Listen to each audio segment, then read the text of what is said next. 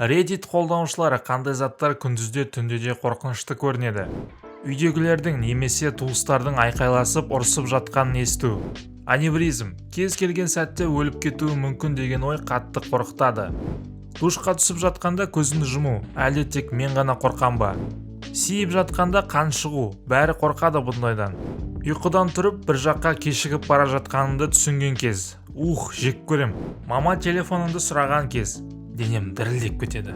Бір жерде көп ұсақ тесіктер тұрса. Гуглдан іздемеңдер бұны. Үстелдің арқасына лақтырып тастаған киімдерім. Ол тек түнде ғана қорқынышты көрінеді екен ғой. Жоқ, күндізде қорқынышты болып тұрады ғой. Жаңалық көрсететін арналар қосып қалсаң болды, бәрі қорқынышты болып кетеді. Есік қаққан дыбыс. Мүмкін ол жеткізу қызметі шығар, білмеймін. Мен сонда да есік қақса бірден қорқа бастаймын. Подвал, яғни жертөле.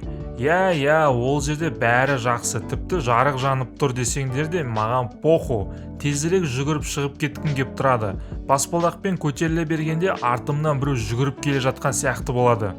Басқа адамдар, менің банктегі счетым, ол күндізде түнде де қорқынышты. Мастурбация жасап жатқанда ұсталып қалу бәрінен де қорқынышты.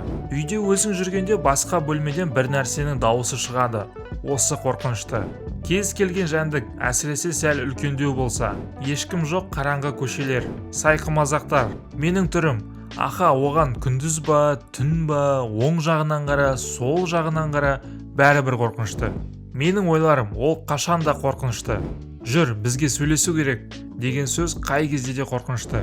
Көшеде келе жатқанда жүріп келе жатқан көлік сен жаққа қарай бұрылып, жаймен тоқтай бастаған кез. Осындай кездерде бірден тез жүре бастаймын.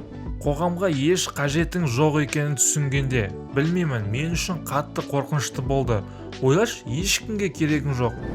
Ауылдағы бос тұрған үйлер. Бастық сөйлесу керек деген кезде. Баспалдақтан түсіп келе жатқанда, соңғысына келіп бітті екенде басып қалғанда тағы біреу шығады ғой. Міне осы сәт қорқынышты.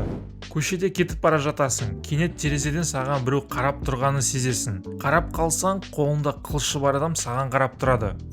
Ондай жоқ қой. Көшеде бомж немесе қайыршылар саған қарай келе жатқанда, түнде өте қорқынышты. Телефонды ашып қаласың, ол жерде мамадан 10 пропущенный звонок тұрады. Міне, осы нағыз қорқынышты сәт. Шкафтың есігі сәл ашық тұрғаны қорқынышты.